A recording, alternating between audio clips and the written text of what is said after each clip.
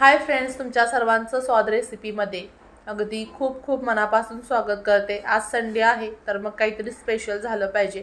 तर आज आपण संडे स्पेशल अंडा करी कशी करायची ते बघतोय। अगदी झटपट होते आणि झणझणीत तर होतेच, पण खायला सुद्धा खूप टेस्टी लागते। तर इथे मी काही मसाले घेतलेत। खोबरं घेतलंय, त्यानंतर एक मध्यम आकाराचा कांदा, 2 हिरव्या मिरच्या, आलं लसूण आणि 1 चमचा जिरं। तर आल्याचा एक मध्यम आकाराचा तुकडा घेतलाय आणि लसूण जो आहे ते 5 ते 6 पाकळ्या मी घेतलेत आणि कोथिंबीर घेतले। सोबतच अर्धा कप पाणी घालायचं आणि स्मूथ अशी ह्याची पेस्ट तयार करून घ्यायची। त्यानंतर कढई गरम करायला ठेवलेली आहे। कढई गरम झाली की त्यामध्ये 3 ते 4 चमचे म्हणजे छोटे अंदाजे मी सांगते की तेल घालायचं आणि जी आपण स्मूथ असा ग्रेव्ही करून घेतली मसाल्याची ती घालायची आणि या मसाल्याला तेल सुटेपर्यंत आपल्याला परतून घ्यायचं आहे।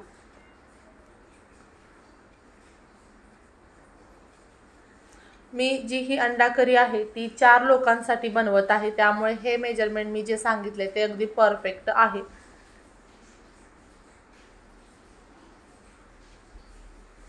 आता आपण यामध्ये एकदम बारीक चिरलेला टोमॅटो घालायचा आहे। तुम्हाला जर असा टोमॅटो घालायचा नसेल तर तुम्ही ग्रेव्ही करतानाच त्यामध्ये टोमॅटो घातला तरी सुद्धा चालेल, पण असा टोमॅटो घातल्यामुळे थोडीशी वेगळी टेस्ट येते आणि दिसायलाही थोडंसं छान दिसतं, त्यामुळे मी असा टोमॅटो घातलेला आहे। अजून आपला मसाला हा परतला गेलेला नाही। आता यामध्ये 1 चमचा धने पावडर, 1 चमचा गरम मसाला घालायचा आहे। फार कमी मसाल्यात ही अंडा करी तयार होते।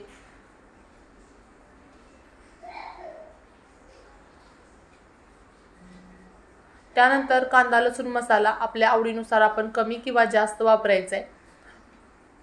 तर मी 2 चमचे कांदा लसूण मसाला घातले आणि चवीपुरतं मीठ घालायचं आणि पुन्हा हे सर्व तेल सुटेपर्यंत परतून घ्यायचे।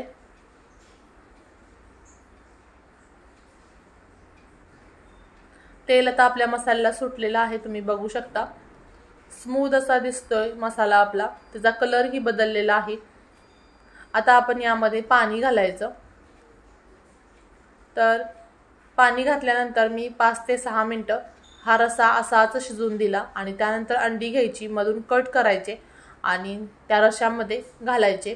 असं कट केल्यामुळे त्या अंड्यामध्येही तो रस्सा जातो आणि टेस्ट छान येते। आणि पुन्हा आपण अंडी घातल्यानंतर सुद्धा 5 ते 6 मिनिटं मंद गॅसवरती ही करी व्यवस्थित शिजवून घ्यायची, जेणेकरून अंड्यामध्ये तो रस उतरला पाहिजे।